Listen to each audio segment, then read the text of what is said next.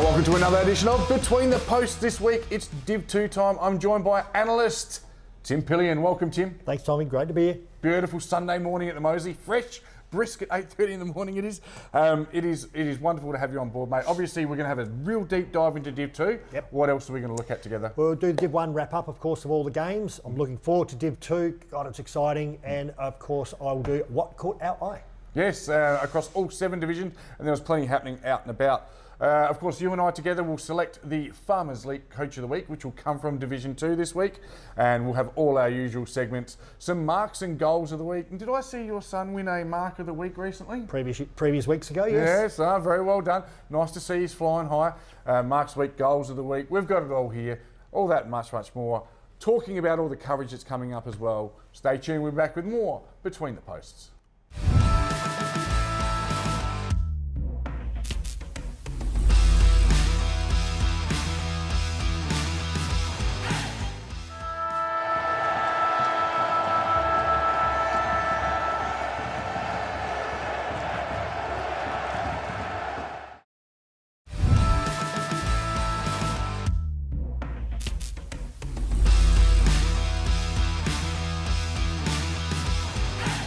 Welcome to the BTR Excavation Division 1 report. Tommy Javor here, joined by our Div 2 analyst, Tim Pillion. Welcome, Tim. Thanks, Tommy. All right, now, obviously, we won't talk too much about Div 2 because you can check that out in the Div 2 wrap, but your Shark just going along nicely. Going along nicely. Yes, we'll leave that for Div 2. But let's have a look at this week's games, mate. We'll have a bit of a deep dive into it. And we'll start with St. Peter's hosting Port District. St. Peter's 9-8-62, Port District 14-11-95. Chief goal kickers for St. Peter's, Nick Michaels bobbed up, as he does, with 3. Whilst on debut, Carter Baker, 3 goals from half forward, was outstanding. Shep, who I'm pretty sure Jack Bamwell has a man crush on, kicked a couple. And Tom and Sam Gray, just their craft is wonderful. They kicked, always bobbing up. They've kicked another 2 each on the weekend, mate. But it looks like your standard Port District 33-point win, but it wasn't that way, was it, Tim? No, look, Spock were up at half-time, and at Cater it's always a hard game. Yeah. But, yeah, through 4 quarters of footy, that's how the game's played. Port District got over the top. Yeah, same as last week. Port District's third quarter, they just went bang, we are the team. 7-3 to 2-2, taking a 25-point three-quarter time lead and ultimately winning by 33, which interestingly enough was the biggest margin of the day across Division 1. It's nice and tight, and of course Spock being up by at half time. The other game that was 32 points, again, the team that lost was actually up at half time. So it's a really, really interesting comp to watch. Some of the better players that don't appear in the votes, Mal Carruthers is having a tremendous season, as is Nelligan, Benny Belperio, and great to see Henry Stewart Rattray, the ruckman who was injured earlier this year, return. That gives St. Peter's some of that structure. While Support District, Sumo was named one of their best. Benny Gould, probably one of the best work rates in footy, and Zach Rose was outstanding. The best team player of the day, fancy this, was Gav Shepherd, awarded by Jack Bamwell. He just thinks he's got vice-like hands and stunning good looks, and was able to give him that, mate. But our player of the year is hotting up, and you've got some votes for us. It is. So the votes for this round was Cooper Gaffney with the 3 votes. Fantastic off half-back with his left foot. Gavin Shepherd, marks, 2 votes there. And the new fella you said, Carter Baker with the 1 vote. Yeah, 3 goals off half-forward is an outstanding effort. Just interested in your opinion here, Tim. Port sitting second, a half a game off top spot. Just doing everything they need to do to set themselves up for that 3-peat attempt in September. They look the goods, don't they? They certainly do. I mean, like, they are the side we predicted at the beginning of the year to go back-to-back and back-to-back again. Back-to-back. They're getting some players back in again. Yep. They've got, players in, out. That's my theme for Div 2 this year, but basically they're doing well. They're just biding time. Yep. Scooter Lysette due back from the hand injury scene. They've got a few guys going to Europe, but they're probably in a position where they can actually afford that and cover it. Tremendous B grade as well, gives them the depth. St. Peter's have just found it tough after starting the year really well, just finding it tough to hit the win column at the moment. Next up, we'll go to, a big upset in a way, because it was a team outside the 5 that's now put them in the 5. Glenunga away from home at Golden Grove. Golden Grove 7-10-52, Glenunga 9-13-67. The Pasco Party bus with 3. Nick Wonky at 33-34 in career best form, clunking everything, kick 3. Ethan Smith continued to hit the scoreboard with 2. Again, Golden Grove led for large parts of this game before it was the third quarter that got the job done, 4-4 to 1-2. Saw Glenunga sneak over the line by 15 points. That's a huge win for the Rams. Yeah, it is. So, yeah, my commentary there was that Golden Grove were up at half time. Glenunga 4-4 in the third quarter. Yeah. Just comes out. I mean, watching them a couple of weeks ago, Glenunga, they're well drilled. They know exactly what they're doing. And through consistency all the way through 4 quarters, they got the job done. It's interesting, obviously, being the Div 2 expert, there's a bit of a mirror happening with Golden Grove and PAC in a sense. They looked unstoppable, both of them at 7-1. Yeah. Both now 7-4. Those winter months, you've only got to be off a couple of percent and it can come back to you. Yep. Golden Grove, no Cavallaro, takes away that forward line bite and edge and lip. He's good on the lip. Yeah, it can change very quickly, can't it? That is my theme going forward, is the availability of the players and how it can... It's because it's so even. You lose a ruckman, you lose a couple of on-ballers or a key forward, and it just leaves you vulnerable for that week. Yeah. Now, Timmy, we love a snag, especially a Jag snag. Have you got a Jag Meatworks snag of the day? I have, Tommy. Jag Meatworks goal of the day, snag of the day, is Jack Pullinger from Golden Grove. Quick mark, followed up very quickly, run on, kicked the goal in the third quarter. Important time of the game. Good goal. Right on the paint. Oh, he's loaded it up. It's not going to be a goal. There's a mark in the square! Between the posts. And he's got it! Yes. Beautiful! Fantastic! Jake Pullinger, he's got a beautiful mark. Yeah, beautifully done there by Jackie Boyd. Back-to-back awards. He's having a nice little purple patch with Mark of the Week and then Goal of the Week. I did chat with Nathan Grimer on the way to the, well, I say studio, we're at the Moseley, love the Moseley. Spoke to Nathan Grimer on the way just to get a real feel of the vibe of the match, and he was incredibly proud of the boys. It's only a month ago I said they're the best 9th place Division 1 team I'd ever seen. A month later, they come good and they're in the 5, so I'm glad it didn't look too silly. Zach Smith did an amazing job on Pascoe. Better look at the better players from Golden Grove. Pittman just does Pittman things. Xanthopoulos, Weaving, Thatch down back always good, and Hames is having a really consistent season. For Glenunga, Tasker, Big Abe Davis able to spend a bit more time in the forward line with all the injuries coming back. Wonky and John Kernahan. You better give us the votes though, mate. 3 votes Jordan West, 2 votes Charlie Pridham, 1 vote Zach Smith. Yeah, Glenunga getting all the soldiers back, and still Jesse Temmie to return next week, and Dallymore. They'll be just about at full strength. Look out, the Rams are coming, and Golden Grove, well, they need a win just to re-stabilise and make sure they don't continue to slide. They've slipped from 1st to 4th in the space of a couple of weeks. Next up is the one that Tony Neal was at. It was Ross Trevor, 11-13-79, PNU 6-14-50. And it was a Cootsy and the Cowboy game, and Cootsy was out at Rocks yesterday. He had the Archie's beanies and the and the thongs and the slides, and all the women were there on Ladies' Day with the great Tony Neal. He loved it. They wanted to say thank you for the great hospitality. He was absolutely, it was sensational. Tony loves it, doesn't mind the camera, loves a chat. He's got his little mate Cootsy out there, and all the ladies loved him. So well done, boys, and well done to Ross Trevor. Yeah, we got a couple there for Charlie Kemp. Really good spreader goal kickers. Finn Wakem, the flying Finn, with 2, and the rest all individual goal kickers. Whilst for Payneham, it was Harry Holdham, kicked another 2, the recruit. I think he was from Port Pirie, I mentioned last week. So we don't normally do it with the iPad on air, but I did not put that in. That's my bad this morning. I was too busy reading about Cootsy and the Cowboy. So some good goal kickers there. Looking at the margins across the day, Ross Trevor actually won all 4 quarters, but you got to make mention of the fact that it's 24 scoring shots to 20, and PNU, whilst they might not have won a game, they're getting closer and closer. This is against the top team. To get within 29 points is an outstanding effort. Yeah, that was my observation. I didn't think it was too bad an effort, actually. With regards to 3/4 time, only near 20 points against one of the top sides is amazing. Yeah. So, yeah, look, it is a great effort, and they kicked straight. They potentially could have won. Yeah. Let's look at, speaking of Cootsy and the Cowboy, we had a Cootsy call. It's the Pip Dog, Dylan Pippett, the captain of PNU, with a nice goal in the last quarter. So in order to play the mark to Henry Holdham, he'll have to do a Boona nah. Handballs off to the side. And I tell you what, that is an absolute belter. Timmy, let's have a look at some of the better players who don't get in the votes, and these guys deserve a mention. Good game of footy. For Ross Trevor, Murata, Mead, Tranfer and Bowie Baldwin. He's having a great year, Bowie Baldwin. Got called up for the state team based on some of that good form. Whilst for PNU, the big tree, Munzberg, was their best. Grant Catalano, Taj Kalini has been in there every single week.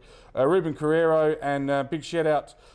He's recovered from gout, so well done to Matt DiVigilio, who was nearly forced out, but great resilience there from Devo. You better give us the votes, mate. 3 votes, Charlie Kemp from Ross Trevor. Fantastic game there. 2 votes, Nathan Maunder from the other side, and 1 vote, Connor Butcher. Beautifully, let's head on over to the Hawks' Nest on Bagster Road there, where Salisbury North 16-9-105 beat the Raggies 11-7-73. It was Past Players Day. It was the 50-year double premiership reunion. It was Sponsors Day. It was a huge day, and Athelston came to spoil the party, and boy, didn't they look. They were irrepressible. They kicked 7 goals in a row in the space between the first and second quarters. So they actually led by 18 points at halftime and at three-quarter time. Very, very nervous times, but in the end, it was a fantastic second half from Salisbury North, where they kicked 12 goals 4 to Athelston's 4 goals 2. Now, of course, you had a good look at Athelston last year as your Div 2 analyst. They've been very good in Div 1 this year so far. Oh, they're a good team, and they're up and about, and they're very well coached. Yep. Don't get me wrong. I'm a huge fan. I actually tipped them to win the grand final last year. So did I. But matchups mean everything, and on the day, it is what it is. And I'm not surprised at all to be seeing them going this well in Div 1 this year. Yeah, I look, and at half time I had the committee in there, and joined all the past players and that. We had our lunch. I said, well, I'll openly say it. I thought they had our measure today. Zayton Santillo was getting off the chain. His connecting with the forward line was brilliant. Jack Ahern was very good. He kicked 3 goals, as did Caleb Barton. Jed Russell kicked 2. So they got that good forward structure. They really just looked really well organised. And had Salisbury North's measure there, certainly for large parts of the day. But in the end, Salisbury North, like I said, a great second half, and their last 45 minutes of football was irrepressible. Geordie O'Brien with 3, Wagner with 3, Hellbauer with 3, all chimed in. They don't rely on any one goal kicker. Kobe Wilson kicked a couple as well. And all in all, it was a huge day for the club. We had thousands in attendance, and I mean that. We had about 100 past players, and some of those past players, you've been around those days, they start the day a little humble. By the end of the day, I had a guy like Sean Holland holding court with 10 people telling stories about when he was playing for the North. Gee, I love it. So shout out to all of those guys. You made the club, get the club where it is. But we better look at the better players who don't get in your votes today, mate. Geordie O'Brien probably a bit stiff, kicking 3 goals in the middle, not to get in. Dion Lawler, you might look at the stats and go, hang on, Lawler had 12 or 13 touches, whatever, I don't know what he had. Played a significant role, and that's where being in a club, you see those roles that are so vital, because Athelston have got some weapons. And Joey Brown, another one, just a really good, solid performance. For Raggies, Ahern being released from Nord, kicked 3 and was very dangerous. Even gave a big point to the crowd. Didn't kick goal for 45 minutes after that, so you always got to be careful when you do that. Aaron Stewart, very good. Nerton, very good. Duffield, Stones, and I love Zayton Santillo's game, especially when they're up and running. He was dangerous. Correct. Votes, please, sir. 3 votes, Jacob Russo. 2 votes, Jag Wagner. 1 vote, Matty Claughton. And just bringing you home with your comment there, 7 goals in the last quarter, 7 straight. Yep. So that's how you bring it home in front of a crowd. Yeah, and the crowd were lit up in more ways than one with the exciting football and just being happy to be there. Bob Russo as well. I think it moves him to second in the Player of the Year. Last year, of course, was the e-bike. Not sure what it is this year. I'm sure it's something very good. He's having a career best season and would be leading the best and fairest at Salisbury North.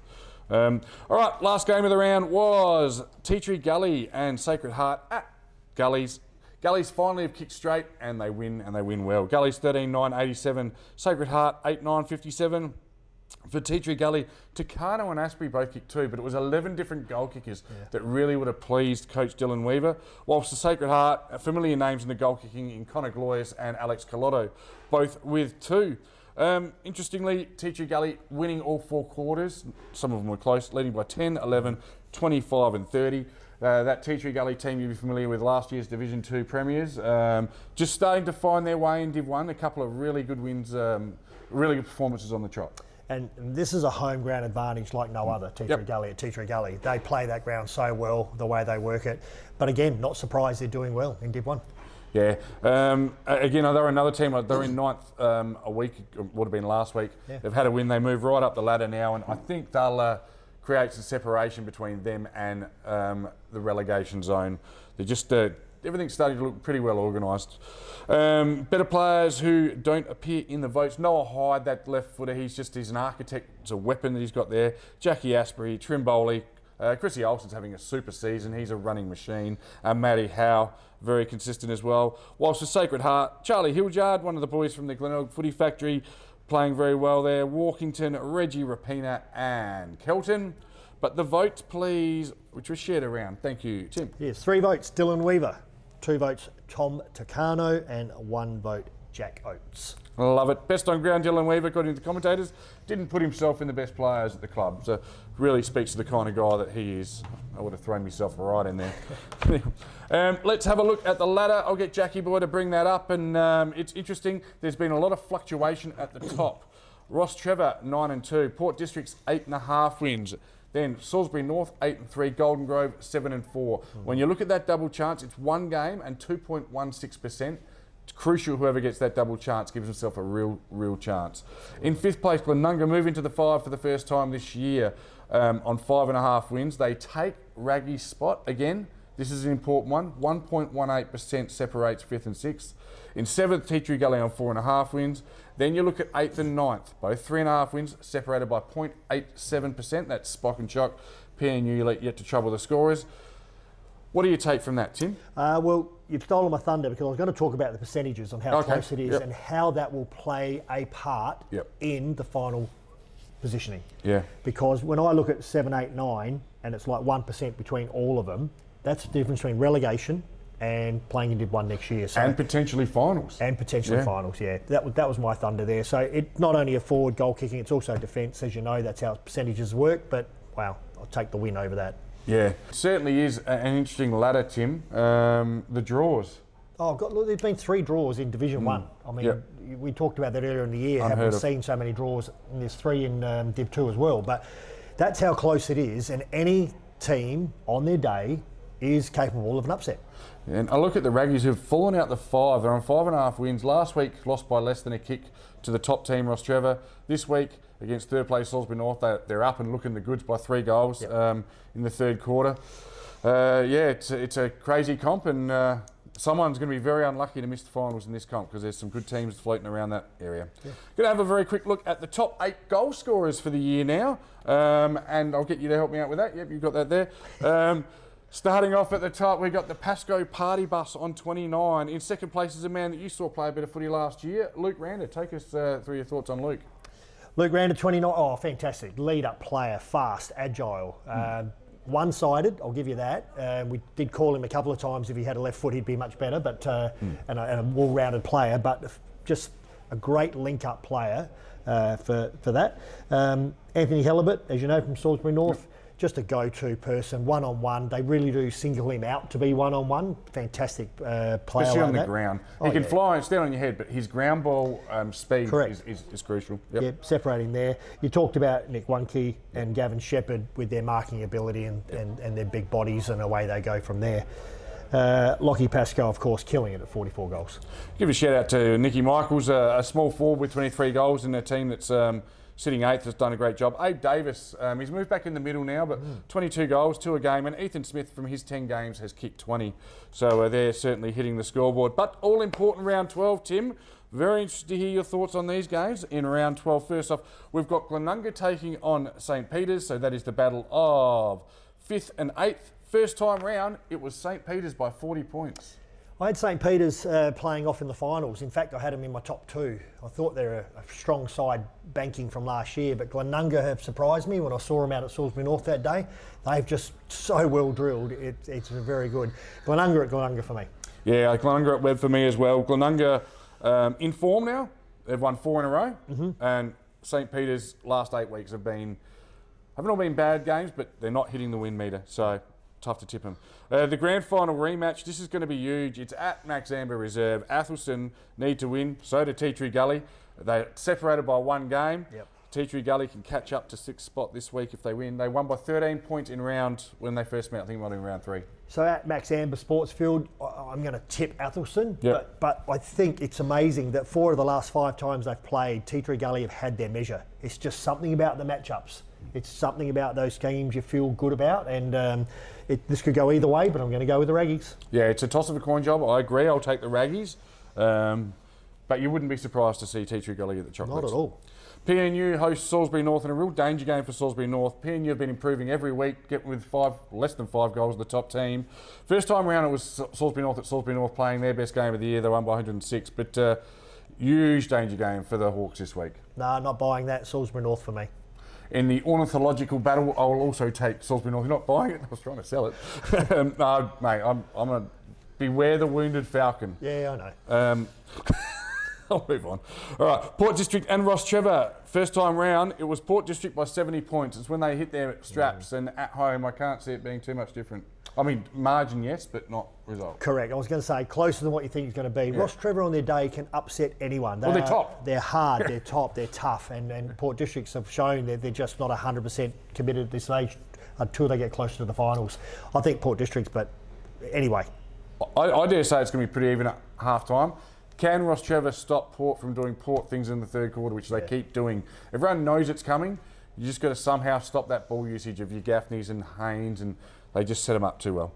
Last one, Sacred Heart and Golden Grove. This one is at Sacred Heart. Golden Grove by 10 points first time around to get their season up and running just beautifully. I think they're 3-0 at that stage. Who do you like?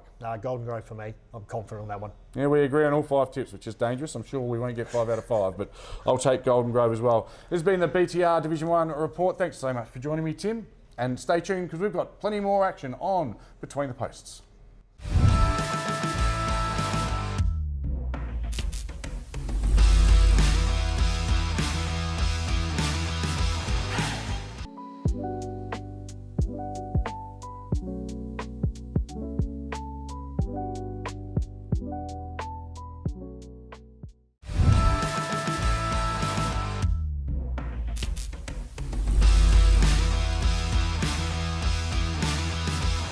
It's time for our Bianco Mark of the Week. Let's have a look at last week's winner, who wasn't just Mark of the Week, but a real genuine contender for Mark of the Year. It's Jack Pullinger, flying high from Golden Grove.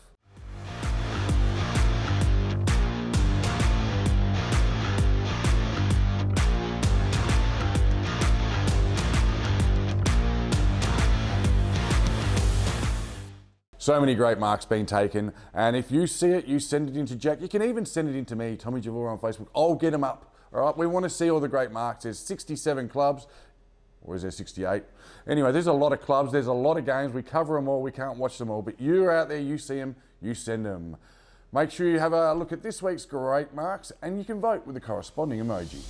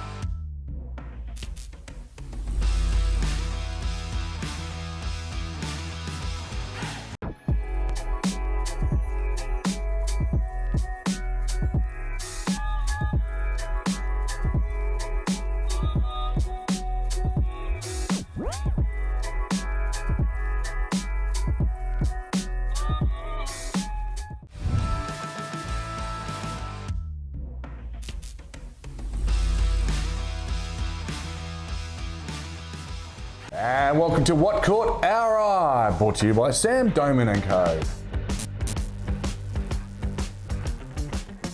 Thank you, Sam, for your wonderful sponsorship. And I'm joined today by our Div 2 analyst, Timmy Pillion. How are you, Tim? Yeah, good, thanks, Tom. Fantastic. Now, Tim, you're the one who taught me about themes. He has a theme. Yes. He comes in with a theme each week for What Caught Our Eye, which is something I've adopted. I think it's a great way to do it. And now that you've said that, I can tell you I haven't done a theme for this week because I found different things in every grade. Fantastic. I do have a bit of a theme. As you know, I'm time poor. I pick a game each week that I think is the most pivotal game in that division, and then I expand on it with other stuff. I've got a lot of stuff to get through today in What Caught Our Eye, so I'm going to get into it. Div 7 is where we're starting. All Div 7 games will be streamed live next week. Every Div 7 game streamed live next week. The promo will be on the screen. So that is fantastic news for Division 7. Yeah. Just like your Division 1, boys. You don't need to be in Division 1. In Division 7, streamed. How good. And just a reminder, all Division 1 to Division 7s and 2 days of women's finals will be all live streamed. We are doing big things in that space. All right, mate, you can take the new ball in Division 7. Well, just simply the top 4 sides comfortably beating the bottom 4 sides. So I can conclude that the top 4 is decided with only 3 games to go, obviously. I have one caveat that Brahma Lodge, who are sitting 4th, have to play the 3 top sides above them. In the next 3 rounds. And it is really interesting with Division 7 because for those of you who don't know, and I'm sure the Div 7 people do know, in 3 rounds time they split the top 4 and the bottom 4 and then they play each other again in that section. So which section would be put in to make the final. So interestingly enough, I took yesterday's game because just going into that split how important it was. Mitchell Park was sitting 3rd, 6 and 4. West Croydon sitting 6th, 4 and 6. They needed to win. Mitchell Park with a percentage of 54, West Croydon with a percentage of 49. And it was Mitchell Park who were too good at their home venue.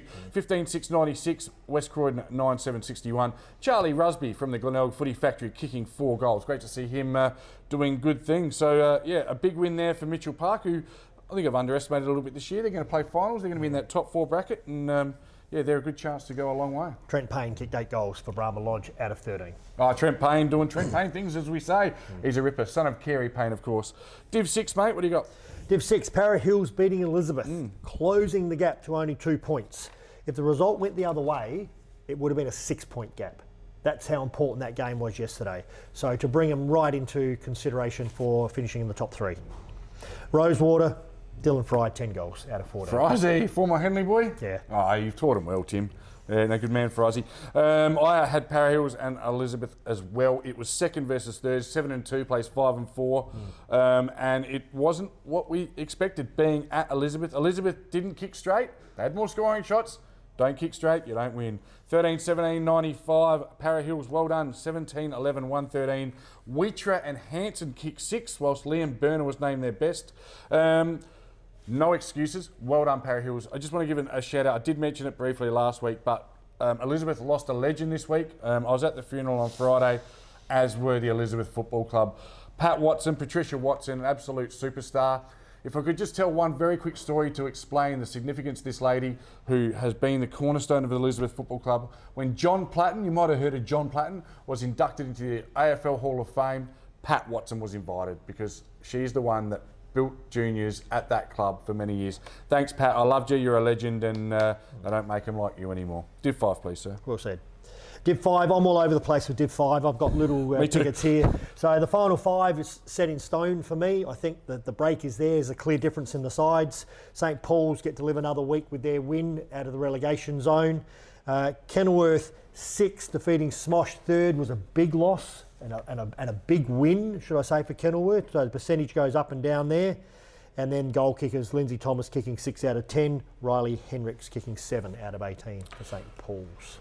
Well, the boss is in from Perth today and he's given me a bunch of notes. I don't even know where to start on this one. So my pre-game midweek was something you've already talked about. It was top place Greenacres 9-1, taking on 4th place Salisbury 7-3. It was Greenacres too good to the tune of 64 points. The Clark boys kicking 4 each and Chris Draper the goals. But we've got some great footage here and it's a shout out to Salisbury at 7:30 a.m. in 3 degrees, setting up and last to leave at 6 p.m. This is volunteers. This is the lifeblood of your club. And to the volunteers at Salisbury, well done. And to the volunteers at all the club. It's just great shots. Bit of the velvet fog, if you like, Mal Torme. Some other things in that game. Benny Bamford, some great vision of him running out with his kids, I think it is, and being carried off. He took a strong marking goal 10 minutes into the first quarter, kicked another goal in the last. 300 games, Ben Bamford, you're an absolute star. Well done. And it may well be Greenacres year, who knows? And just on the vision, some great vision of some great feedback of the vision. Yesterday, the crew were out at Greenacres, got some elevation, and the footage yesterday was outstanding. High level broadcasting. They were giving afternoon tea without asking by the canteen. That's A+. We love that. Thank you for looking after us. Great win by the C grade and the Greenacres as well. A really good day out, Greenacres and Salisbury, what local footy is all about. So thank you to everyone that supported that, and well done to both teams. And the other one, I think you touched on it, mate, but 8th place Kenilworth, 54-point win over Smosh. That is huge. The ray gun, Brad Rayson, kicking 6. It's good to see, no offence to Smosh, who I like, it's good to see when a team that's down the bottom knocks off a team up the top, isn't it? Any time of the year, even when it happens to us. It is good for footy. Goes to show. Yeah. Anything can happen. Especially this time of year, July, those winter months. Absolutely. Get a bad start and your mind's not in the game, and you can get done real easy. Div 4, mate. Div 4, I've gone with the top 4 is decided, not the top 5. Top 4, I think, are there. Relegation is not, though. There is a lot of things happening at the bottom of the table in Div 4. And just goal kickers, Cooper Schultz, 7 out of 16 for Kernlight Gardens. Impressive. And the biggest thing that caught my eye is Scotch. Max Marsland has kicked 69 goals for Scotch. Leads the whole league. Leads the whole league in 11 games, which is absolutely fantastic. Second highest goal kicker for Scotch is Harry Chaplin. How many goals? How many goals? 18. 14. Oh, so I'm just going to go with the single independence you might have with one forward kicking all your goals, and the third highest for Scotch is 9. So basically, Max Marsland needs to play every game for them to be competitive and through to the finals. Otherwise, you've got to find another avenue. Yes, beautifully done. In that top 5, it's the division where it's set. The top 5, it's hard to probably argue with that. First place Hectorville on 8.5. This is pre-game. First place Hectorville 8.5 wins, taking on third place Marion 7-3, and was Heckies the Hounds, showing why they are top. 9-16-70, Marion 7-12-54. Broadbent kicked 4 for the Hounds, whilst Le Ferner was best, as was the Elk, very good for Marion. And then the other one that really, really caught my eye was Hope Valley sitting second on 7.5 wins. Pre-game, CBC were 5th on 5-3, and CBC did the job by 31 points. Stroud kicked 4, and Jonah Burns, I think that's son of Simon Burns, was best, while McAuliffe McFarlane kicked 4 for Hope Valley. And what it does, Tim, you've alluded to it, Marion go to 5th, Hope Valley go to 4th, and CBC go to 3rd. So, Marion dropped 2 spots, Hope Valley dropped 2 spots, CBC rise 2 spots. Yep. That's some serious top 5 fluctuation in a top 5 that's already set. Yep, agree. Div 3, mate. Div 3, well, I've just done all the scores similar to you have. Yep. So, Foss sitting 5th, defeated North Haven, sitting 3rd, 69 points. Yeah, it was a big margin, wasn't it? Wait for it. Walkerville, 1st, Seaton 2nd, 69 points. Grand final preview. And then Plimpton 4th, defeated Kilburn, who are 7th, 79 points. Now, these are the sides that are fighting for the finals, and yet we've got 10 goal margins across the thing there. And finally, Lockley's at the bottom, second bottom, 9th. Have beaten Pembroke, who are 8th, which brings the relegation back into fold there. So I just thought there were some observations there around not everything's as it seems in Div 3. I reckon there should be closer margins than that, but it was just a one for the ages yesterday. Yeah, you don't win flags in July, but I tell you, there's a team that's announced themselves before the game. They were second, they were taking on first, they were both 8-2, and Walkies, as you said, they have taken care of Seaton comfortably. 18-13, 121, Seaton 7-10, 52. In round 2, the Cats also won by 17 points, so they might have the wood on them, and they are my grand final predictions, these two teams. What would be most pleasing for Walkerville? 10 different goal kickers, so they're not relying on one person. Charlie Dowling was their best, and a shout out to Zocchi, not a name I'm familiar with for Seaton, but he was named their best. So really good stuff there. Now we do deep dive big time into Div 2, so we'll just get a quick what caught your eye in Div 2? Very quickly, the ladder. It's all about the ladder. As of last week, the ladder was separated by a couple of points. Teams sitting first, second and third were all beaten, and Henley jumped from 4th to top after one game. Yes, it's crazy, isn't it? So my pre-planning, I looked at actually the other end, and it was the battle of relegation that was really intriguing me. Yeah. Unley Mercedes 3-6, Flinders Park 2 wins, 2 draws, so technically also 3-6, and Flinders Park brained them 16-7, 103 to Unley Mercedes 4-7, 31. Bill Bowman their best, but Oz Richardson was the star, and again, pleasing for Flinders Park, 11 goal kickers. So these two teams were separated by 1.53%. That's a big win, a crucial win for Flinders Park. Agree. Check out more in the Division 2 report. And while we're here, a shout out to Broadies, which we'll go in depth on this in Div 2, but a shout out to Broadies who had a win in honour of young Archie Bennett, who we lost during the week. And Archie Bennett, rest in peace, mate. You're a star, and we are all going to miss you. Division 1. I had the simple ladder positionings about 1 and 3 are so close together. Then there's a group of 4 to 6 is close together, and a group from 7 to 9 close together.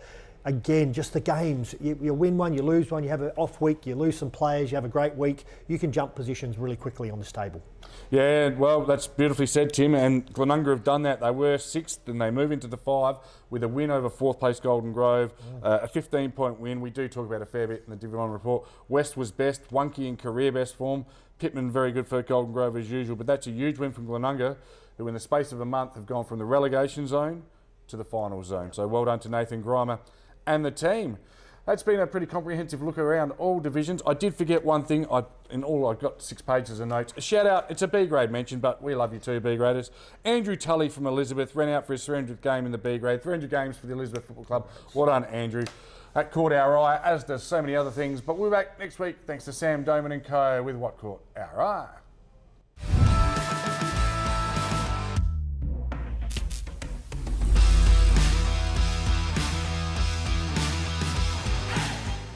You've seen him around town. He walks with purpose. With only a short introduction, he leaves a lasting impression. This morning, he was a regular guy in a tee. Now, he's fitted with confidence.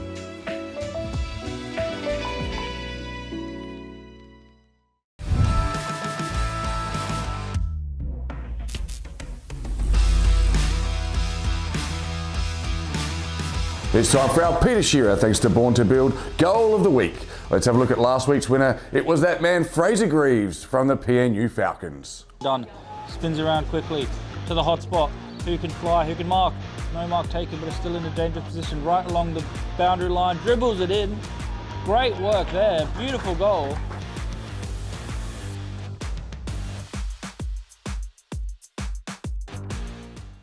Yeah, beautiful finish there from the pocket by the big man. Very crafty skill indeed.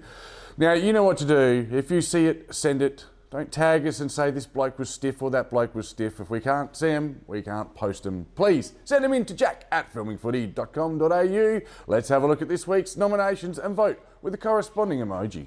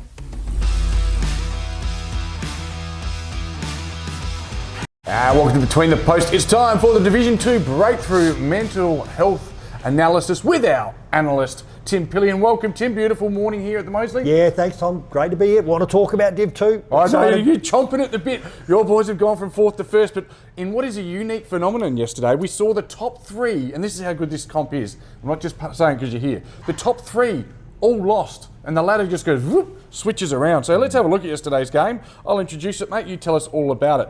Prior to the game, it was Broadview sitting 5th, 5 and 4. PAC sitting 2nd, 7 and 3.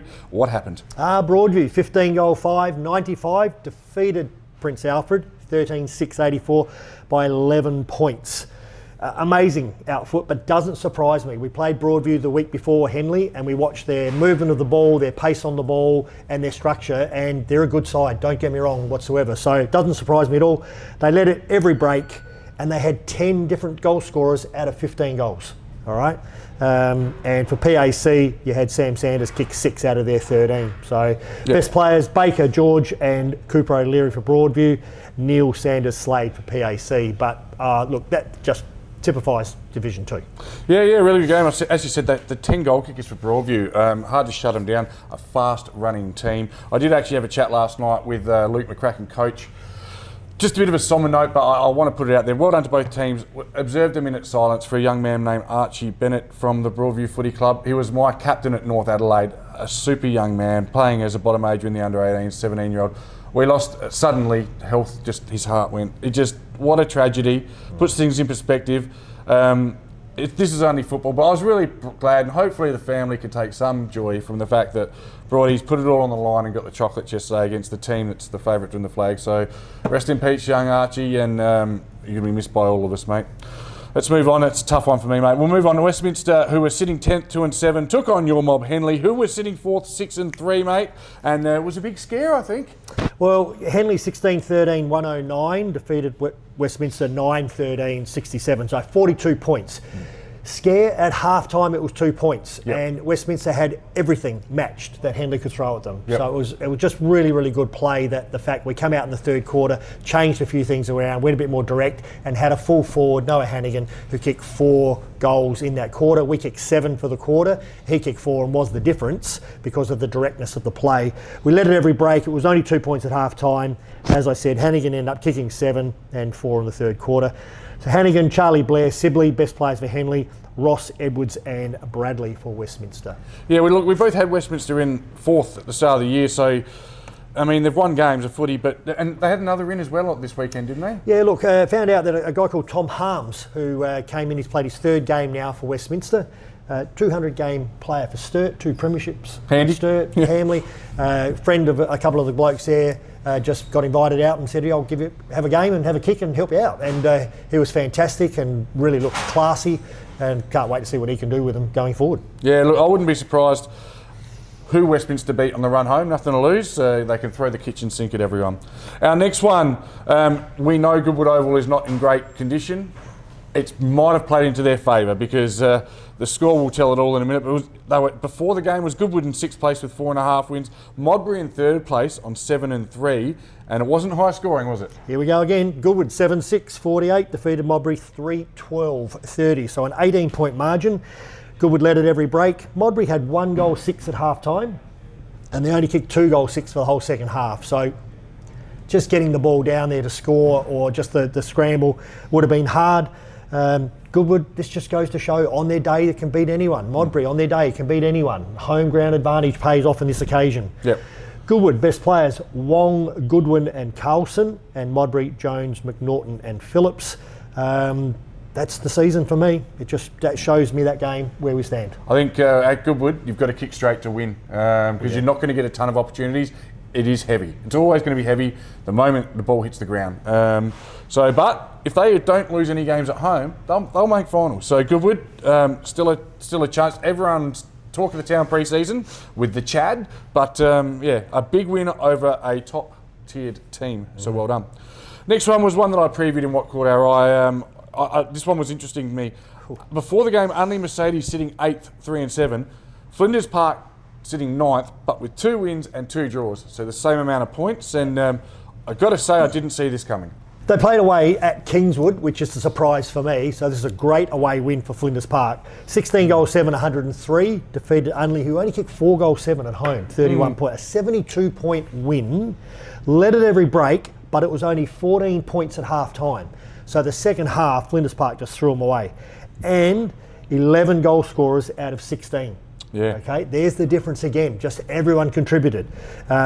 Nathan Hinter, 3 goals for Flinders Park. Richardson, Cook, Muirhead for Flinders Park, best players, and only Bowman, Bromley and Mills. But that is the upset for me. And Flinders Park show that on their day can beat anyone. Yeah, again, we had them squeezing into the 5. Doesn't look like they'll get there, but it's not over just yet. You never know. Just got to keep winning. And our last one, they were top going into the game, Old Iggies. They were 7-3. Brighton was sitting 7th, 4-6, but with a percentage of 52.79. One of Nathan Grimer's philosophies is if your percentage is good, you're going probably better or worse than what you know what I mean. Like, it is a good telltale sign. So not a bad 7th place team, and the result showed it. Well, I've got that circled on my table and I'll talk to that afterwards. But Brighton 12-7, 79 upset, I'm going to say, Old Iggies. At Karen Rolton Oval, 5-10 by 39 points. Led at every break, only 8 points at half time. Again, they've come out, the story of this week is the second half is where the teams have got away. 8 goals to 3 in the second half. Ben Simmons kicking 4 goals. Very good kick for goal, very good mark. So we've got Bryant, Wingard and Book, who best players for Brighton. McDonald, McMahon and Roberts for Old Iggies. I think Iggies had a bad one. Simple as that. To read between the lines on how happy their coach was, the Old Iggies coach, they named just the 3 best players, not the obligatory 5 or 6 in Play HQ. I think a bit of a statement made there without, disappointing loss for them, but well done to Brighton. That's this week's games. As we said, the top 3 all lost, which makes the ladder super interesting. Take us for a drive through it, please, Tim. Yeah, well, the ladder is it. So when you put that up, you'll see from top to 5th is only 2 points the difference. So let's do it. Henley, 7, 3 and 1 on 15 points. Percentage of 54. They've won their last 5 in a row, Henley, which gets them to that role where they've got to top with the 1 draw previous to that. So sitting happily at top of the ladder, but I'm telling you, it will not be that consistent and not all everyone will sit there for a long period of time. Prince Alfred, 2nd. Old Iggies, equal 2nd. Modbury, equal 2nd. All sitting on 14 points. Separated by percentage. Prince Alfred have won 4 of their last 6. Iggies are 3-3. Modbury are 3-3. That's the difference, right? And Modbury have gone win, loss, win, loss, win, loss. So the consistency there. And Broadview on 13 points with 6, 4 and the 1 draw. Have won 4 and lost their last 2 with a draw in there as well. So that top 5, I'm sorry, that's going to go anywhere. Is it set? No. Yes, it's the 5th and 6th that really catches my eye. And the one that catches my eye, as you just brought it up, was the percentage of Brighton. This is the one for me. They've got basically the 3rd highest percentage in the competition, and they're sitting 7th, okay? 5 and 6. They've already played PAC and Old Iggies twice. Yeah, right. Okay, so they've got the lesser sides to come. Lower on the ladder. Lower on the ladder sides to come later in the season. So maybe that's the standard we set. Flinders Park, I believe on their day, are capable of anything. And if you give them those 2 draws, as you said, turn into wins, they're basically sitting 6 and 1 point out of the finals. I think they're up for it. Unley and Westminster are the sides that have to do it all. Remember, Unley have beaten Henley as one of their wins. So anything can happen on any day. Yeah, we probably got it right. We didn't have Unley in the 5, but we got the Westminster one wrong. But anyway, we move on. Maybe they can make a play to get out of the bottom. I don't think it's a foregone conclusion that they're definitely getting relegated. No, not at all. Destiny is still in their own hands. So what are we going to have a look at next, mate? Some goal kickers, maybe? Just going to do some stats. So the goal kickers, Ben Simmons, Brighton, 43 goals. Campbell, Mulherron, Modbury, 25. And I've got James Bentley from Prince Alfred on 24. They're the leading goal kickers. Well, I've got a very good footballer on 23 named Tom Pillion, the big centre-half forward. Is he still playing centre-half forward? Yep, beautifully done. And Scott Bentley, not sure if it's James's brother from PAC, also on 20, has been hitting the scoreboard as of late. Times in the best players on the interweb. There's been some guys that have been in there quite a bit. Yeah, I've just got the top 3 again. Cooper O'Leary, 10 out of 11 times, 11 games, he's been in the best players for Broadview. Darcy Pisani, 9 out of 10 for Modbury, and Heath Wingard, 9 out of 10 for Brighton. Yep. Brock Ketting from Brighton District Old Scholars, or Brighton, 8 times. Lee Minavini from Modbury's having a great season coming across from North on 8. And another name as well, good to see him there, Haydos Jolly, the big DOS, 7 times for PAC, one of those guys that's been around for a long time, plenty of Division 1 success and will be dangerous come finals. Round 12 is huge. It is huge. I'll be interested to see how our tips go with such a close ladder. I don't think we'll have the same. It might be time for us to have a look at round 12's games. PAC versus Westminster. Last time they met, it was PAC by 57 points. Yeah, so 2nd versus 10th on the table. PAC get the chocolates there. Yeah, I think so. I think it'll be a lot closer than 57 points though. And PAC have had a very stuttering month. So if Westminster are going to avoid relegation, they need to take a scalp. Could it be this week? Time will tell. Flinders Park host Old Iggy's. Old Iggy's first time round by 64 points. I reckon they're going to have a pretty tough week on the track, Old Iggy's. I'd expect them to bounce back. Your thoughts? I do, but I'm a bit worried about this one. So Flinders Park, Old Iggy's. This is 8th versus 3rd, but this is the game that shows me how close the competition is. Flinders Park at home. Old Iggy's obviously had a bad one. They need to bounce back, but who knows? I'm going to go with Flinders Park at home. Yep, that's a big tip. It is. I'm going to take Old Iggy's in a close one. Yep. Modbury take on Unley Mercedes Jets, and this is where it probably all went wrong for Unley at the start of the year. They lost by just 1 point at home to Modbury. Modbury at home are tough to beat though. They are, and that's the win-loss for Modbury, and they're home again this week, so I think they'll get the chocolates over Unley. Yep. Henley take on Goodwood, and you'd be relieved to hear that it is at Henley. 22 points to the good at Goodwood, first time around. Can you do it again? Probably our best game. We played 4 quarters of footy when we played Goody Saints last time. So if we can do that again, hopefully so. But yes, at Henley, hopefully we'll get the chocolates. Yeah, if you can curtail Cleland's influence in ruck and stop the on-ballers from getting first use there, I think Henley will be too good. Brighton and Broadies are probably just about game of the round this one. I reckon it's an absolute beauty. Yeah.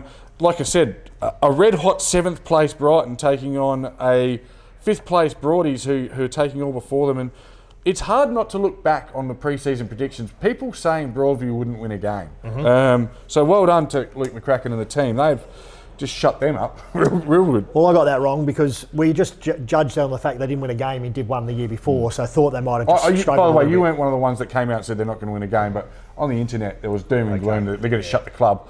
It's a great club. Oh, I didn't have them in finals, but then again... No, neither did I. Oh, this is definitely the game of the round. Yep. This is clearly important. Brighton at home are good to play, but Broadview have a great style, and if they match that style, this is a toss of the coin job. I'm going Brighton.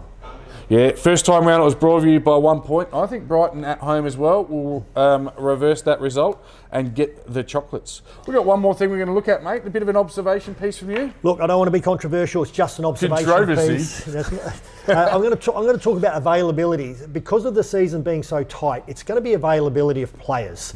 We're talking people have gone away on holidays. People have gone away on overseas trips. Yeah, European trips, apparently. We're talking injuries. We're talking sickness. We had a player away for 2 weeks who had a major virus. Top-ups. We're talking work, and we're talking top-ups. And top-ups is the controversial part of it. So let me tell you that when we played Unley a couple of weeks ago, Henley, we had a guy called Hugh Hazeman that played for Unley, and he cut us to pieces. And Unley got the chocolates on that day. We're playing 4 quarters of footy, and they got it done.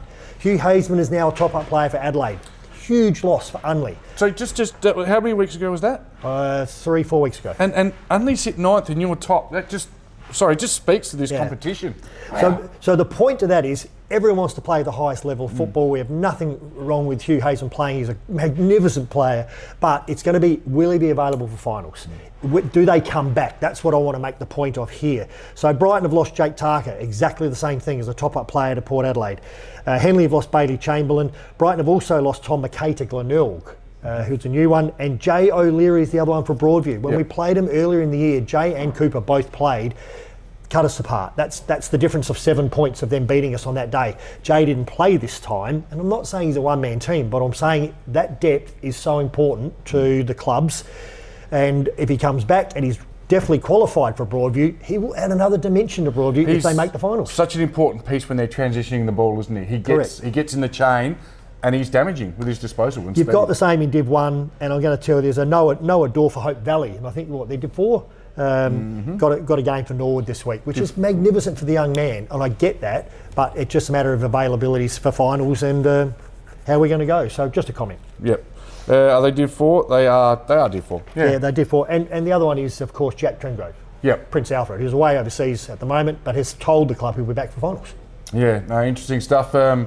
Does it, any Henley boys? You got one on the top up as well, haven't you? We've got a couple. Bailey Chamberlain plays there, Yep. and believe it or not, Jake Wiedemann played for us only 3 weeks ago. Yeah, right, and he's playing for Glenelg Seniors now. Got cut out of Port Adelaide, came back to club at Henley, played a game for us, dominates, we win the game, Yep. and then he's turned around to the club and said, I want to play the highest level I can. He's been supported, he's gone to Glenelg, he played league yesterday, and we wish him all the best. Yeah, and they won. So but and that's Nick the Carufus, difference. was he? Carubas is definitely one of ours, but he's gone country for this year. Okay, so but and he's also working as top up. Correct. Mate, brilliant analysis from you, mate. Div 2, I look forward to next time we see each other. It's going to be right on the cusp of finals, and it's going to be really interesting to look back. Obviously, we keep our notes to just see how that fluctuates, because that's anyone's guess. 100% is anyone's guess. It's going to be what happens on the day, availability of players, and the only thing about the predictability of Div 2, Tom, is that it's unpredictable. Very good, Tim. Very good. We'll close on that. That was the Division 2 Breakthrough Mental Health Wrap. Thanks for joining us. We'll be back with more Between the Posts.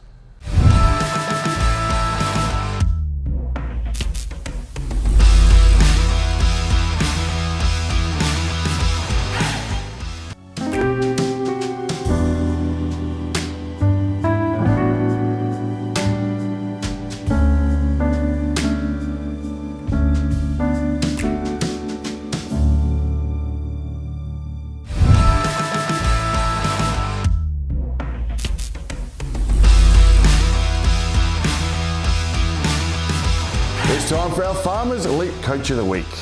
And the brains behind the camera have got together, and we've decided in Division 2 this week, our Coach of the Week is from the Henley Sharks, and it is Damon Head. Damon is undefeated for the last 6 weeks. He's seen the Sharks swim to the top of the ladder. It's his in-game tactical analysis that's allowed him to make changes and have the Sharks come from behind to win in the last 2 weeks. He's a great coach with tremendous communication ability. He's galvanised the team. With a 42-point win yesterday, the Sharks now currently sit top. Congratulations, Damon Head. You're our Farmers Elite Coach of the Week.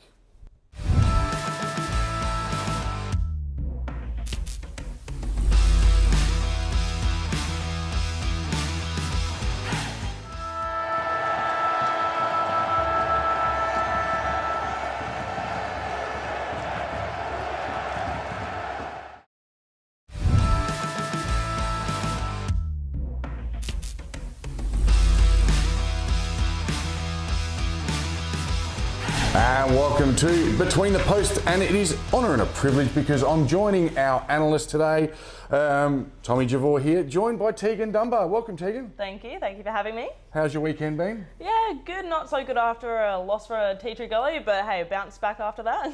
Well, I'm about to make your weekend even better right here at the Moseley, beautiful Moseley, one of our sponsors. Of course, it's a very special day today. It is your birthday, and we have a bit of a studio audience. I'm not sure it's going to be out. So all together now, happy birthday to you. Happy birthday to you. I'm off camera. Happy birthday, dear Teagan. Happy birthday to you. Thanks, mate. Thank you. For your friends, thanks for coming in on your birthday. We'll keep it serious. Did you get any presents yet? Oh yes, I got my presents from my friends yesterday at they came to the Henley Shark Park and got a few presents there, but no, I have to dash home after this to receive the rest of them. Right. I've got to see our boss John Douglas is over from WA, and he's come with the goods, hasn't he? I know, he has. Nice bunch there. All right, let's have a look. We'll start with yesterday's results. A really exciting day of results and some interesting ones. I'll get some comments on each game from you. First off was PNU, the Falcons 4-5-29, Morphy Park 3-1-19. Interesting to note, Chloe Harding kicked their entire score with 3 goals, whilst Kyori Jeffries was best for the Falcons. Take us through that result, mate. I think both of those players, absolutely, Chloe, absolutely great set of hands, and she can kick amazingly. So Morphees haven't had the best season compared to last season, but they are still very strong, and they're never a team to underestimate, really. And yeah. I can't believe they're sitting second bottom. We all had them, all three of us, your sister as well, had them in the top. You girls had them second, third, I had them top. So I got it wrong, but yeah, watch out for Morphies. Next up, your girls, Henley. Well, you lost top spot in the weekend, sorry. It was Henley 3-5-23, Tea Tree Gully 6-6-42. Had the chance to watch the Gully girls play last week, and they go all right. Lillian Thomas and Laura Mitchell with 2, and Maddie Lloyd, not Maddie Lloyd, Maddie Lloyd was their best. Whilst for Henley, Teagan Dunbar, brilliant goal, apparently. And Jordan Steinbeck, your best. Tell me a little bit about Jordan. She actually hasn't played too much this season because she's had work and uni, so she's come back, she played a game in B grade, and as soon as she went out there for B grade, you could just tell she needed to be in A's.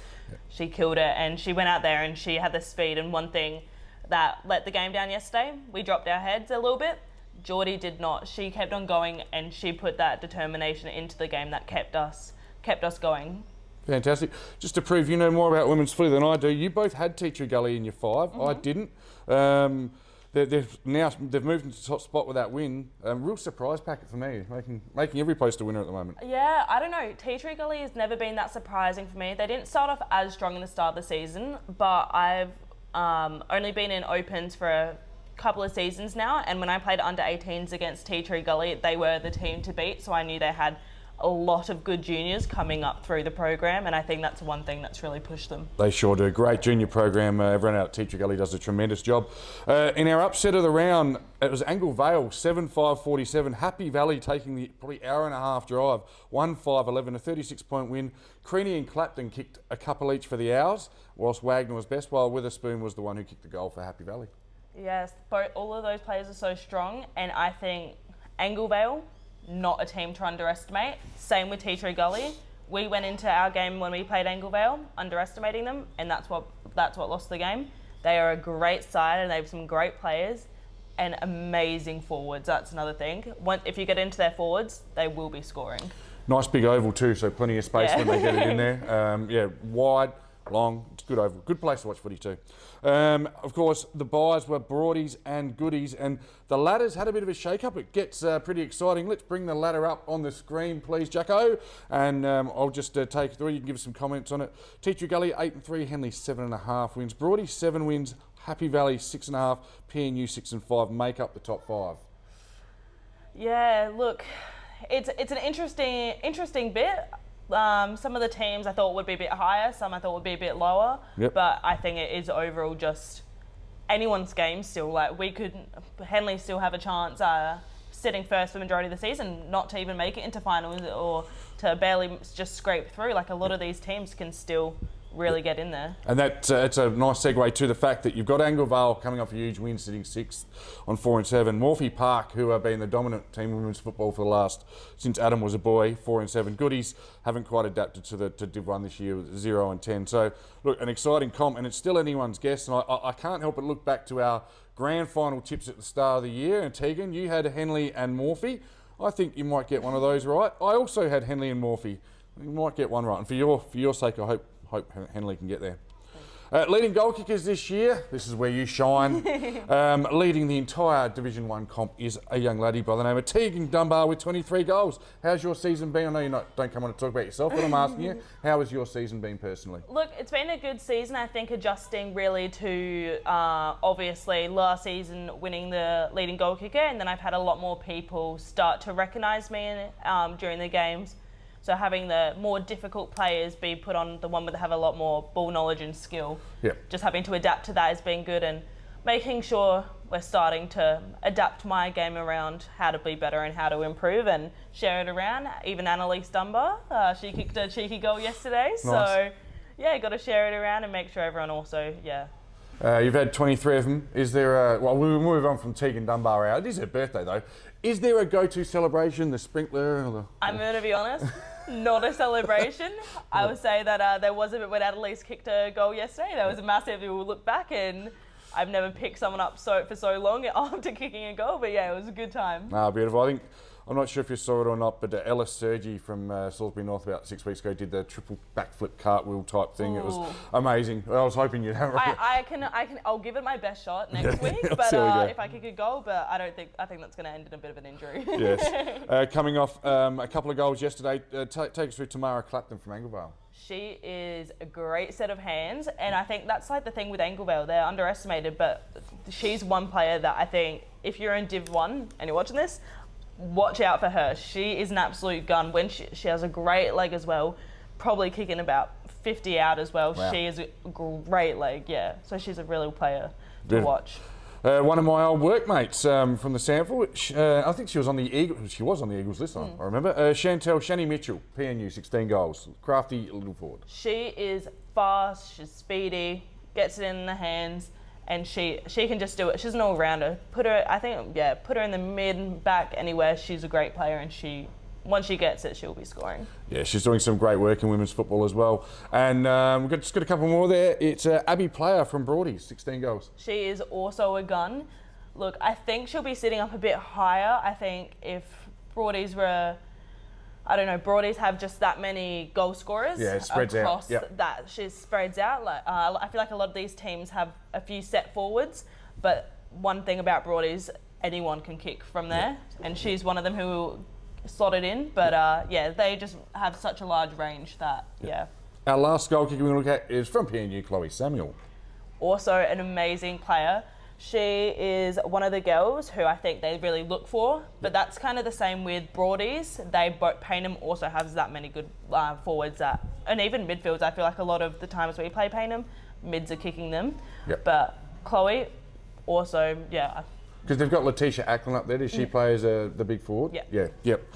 All right, now let's look at some of the best players. There's 3 girls who've been outstanding this year. I want to give a big shout out to the 2 girls from Happy Valley. Well done to Layla Rogers and Laura Bungie, who've both been in the best players 8 times this year, which is tremendous. I got the best players 8 times in my career, so that's great. But take us through, you're familiar with Amy Jones from Broadview? I am. From Broadview, we really like to study them. Obviously, they've been in our comp for so long and they've been such a strong team. We've always had a bit of a rivalry with them, but she dominates everywhere.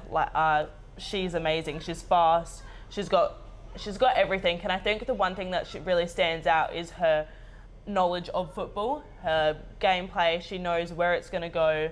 She knows how to get it, how to stop us, and all that. So she just has, incredible knowledge all around the ground. Well done, Amy. Certainly a player to watch.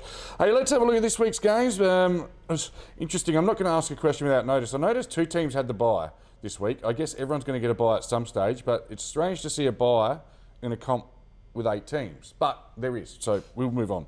Round 12 is this week. Make sure you check out all the action. Of course, these 2 teams met in round 5. We'll start with Tea Tree Gully and Anglevale. First time round, it was Tea Tree Gully by 33 points. How do you see this playing out?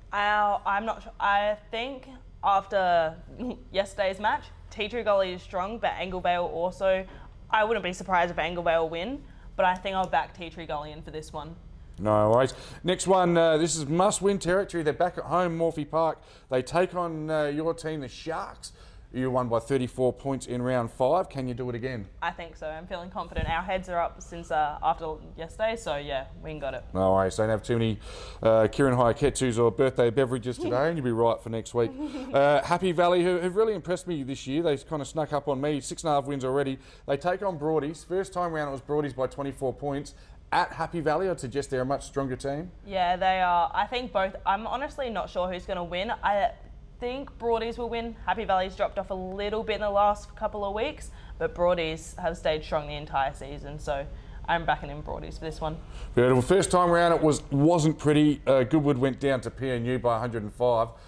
This time round, it's at Goodwood, and Goodwood's ground at the moment been with the heaviest July ever. It's muddy, it's wet, so it's going to be a tough contested. Probably 3 goals will win it. It is. I mean, there was 3 goals in the men's game on the weekend. Can Goodwood find a way? I'm going to be honest. I do not think so. I think they have. Goodwood are a great side, but I think just with the weather, Paynham can play fast and they can play speedy. That's the only thing that's really good. I think may affect Paynham's gameplay. They love to play fast. They love to take the bounce and run on, but obviously no bouncing the last few weeks. But so I think Goodwood have a lot of a higher chance when they can't do their main gameplay. No worries. Now, last thing we're going to do in the Division 1 report is round 12, so it's probably time for me to change some tips and I got it wrong. I'm after your grand final teams. Who's going to be playing off in the grand final in 2026, please, Teagan? I'm going to have to back in Henley. Yeah, I thought My you might. team are going to have to do it. And I reckon either, I'm tossing up, not 100% sure, either Tea Tree Gully or Broadies. Tea Tree Gully or Broadies, you've gone a bit each way. I am quite confident to say, and it's not rocket science, they're sitting top. I'm going to say Henley versus Tea Tree Gully in the grand final. And a big shout out to the Gullies. I underestimated you, and you've shown me just how good a club you are. I've got like 6 or 7 senior teams and so many juniors. Great club, and wish them all the best. Not too much luck, because otherwise you'll get angry. But this has been Tommy Javor and Teagan Dunbar, the leading goal kicker, on her birthday with a Division 1 report. Thanks for watching on Between the Posts.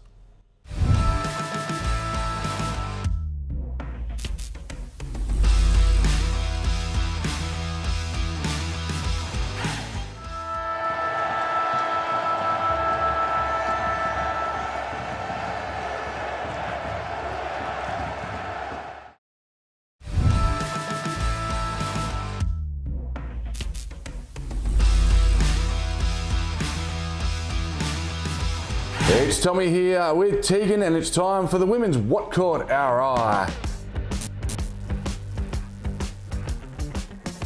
Thanks to the great man Sam Doman and Co, of course, sponsors the league. This segment, Tea Tree Gully and Houghton, a great man and part of our network. Teags, now you've got a bit of a theme. You're looking at a sort of a finals Yes. theme this year. I've just checked all 6 divisions and found some really good stuff that excited me. It caught my eye. But I'll get you to kick off, take the opening ball, and you can give us some Div 1. Okay, so Division 1 reserves, are we starting with? Sure. Yeah, so the first thing I'm going to say, Broadview and Morphees, looking great for finals. Their Morphees is a lot stronger than they're doing a lot better than their Division 1 team, but that's okay. They're still having a great season. But they're following close behind is Tea Tree Gully and Henley as well. They can still make it in, and they have both been quite strong in the last couple of weeks. So we'll see how that goes. But Looks like there's a bit of a mirror image. The teams are doing well in the A's are doing well in the B's. Yeah. In your Tea Tree Gully, Henley. Good to see. What caught my eye was the 36-point upset win, Angle Vale over Happy Valley. It keeps them in the race for the finals.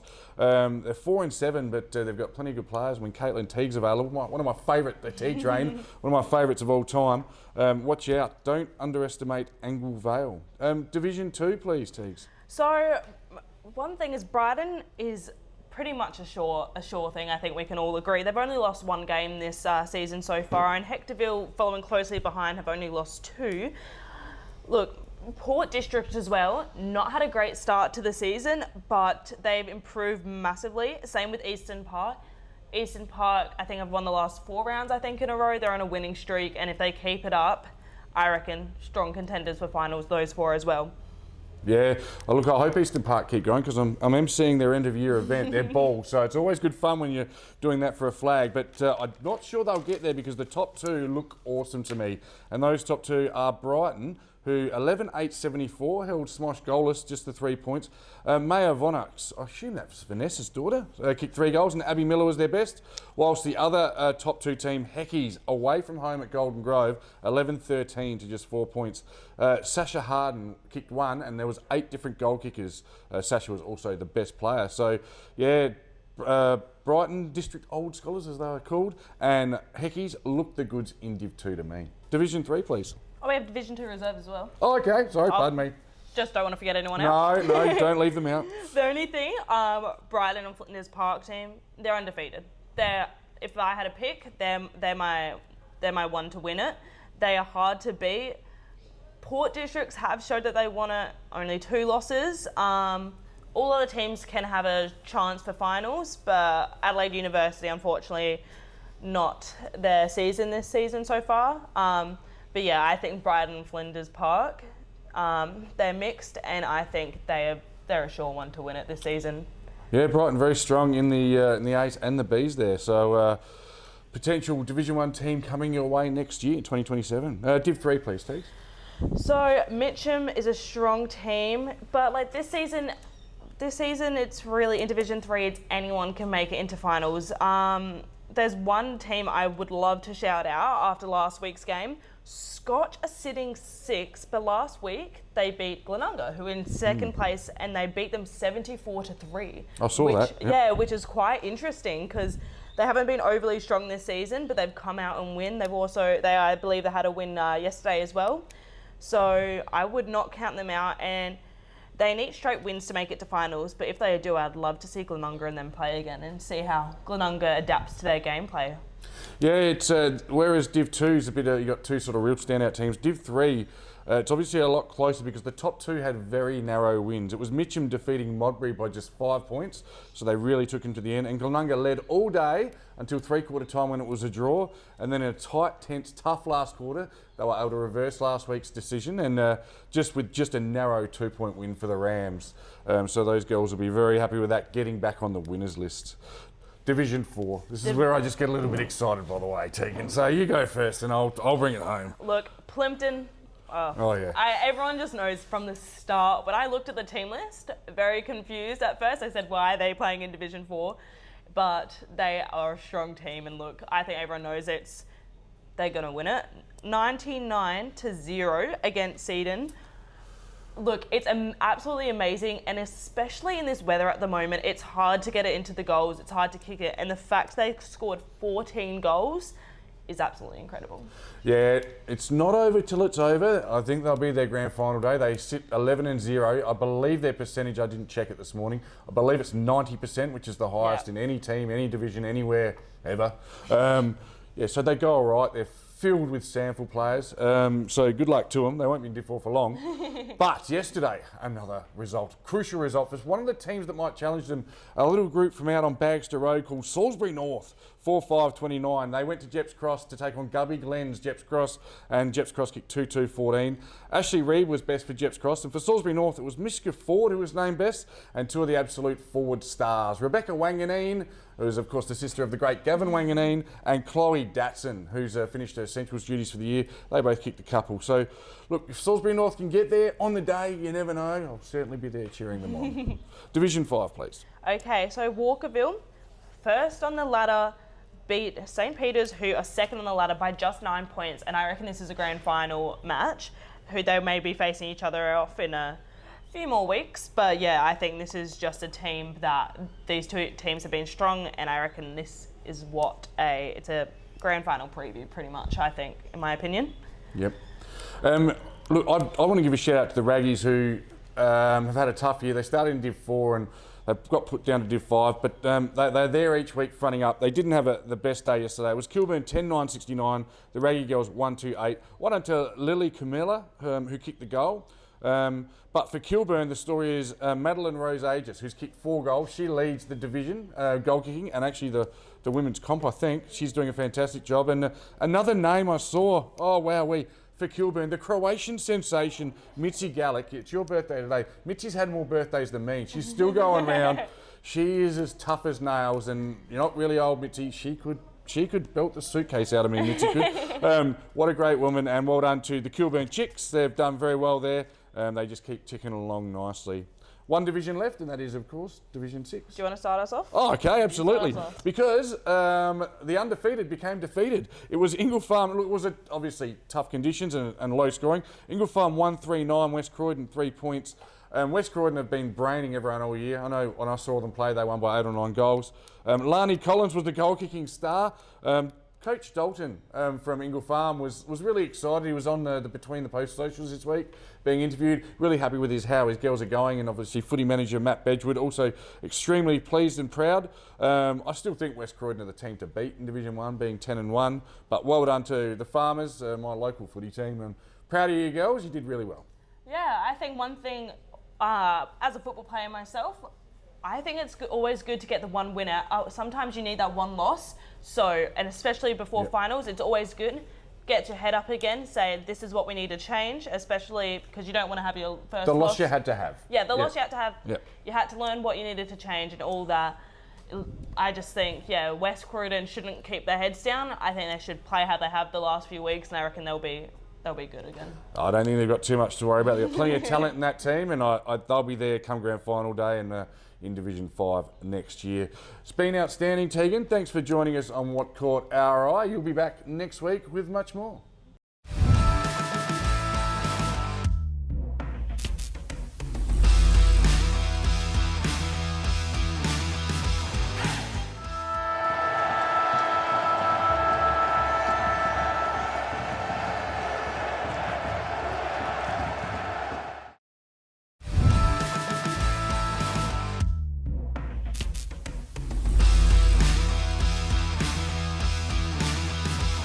Time for the final word here, right here at the Moseley for Between the Posts. Timmy, have you had some fun today? It's been great here at the Moseley. I love it, watching the people walking past on a Sunday morning with their coffee.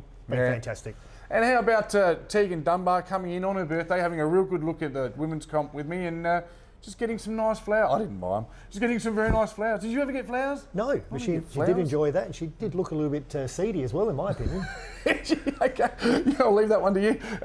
You just get the T-shirt, and I stole the jacket. So, but thanks to the RD Jones Group and all our sponsors. We hope you've enjoyed all the segments. I love the ability for us to be able to give out prizes like we do every week, and then the big prizes at the end of the year. So make sure you keep sending all of those in, and pretty soon we'll announce what the Player of the Year gets as well.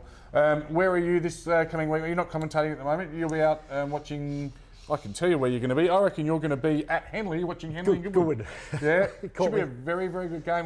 Goodwood need to win to play finals. Just about. Every game's a massive game in Div 2 at the moment. It really is. Not even joking. Check out, well, you probably have already checked out the Div 2 report for that.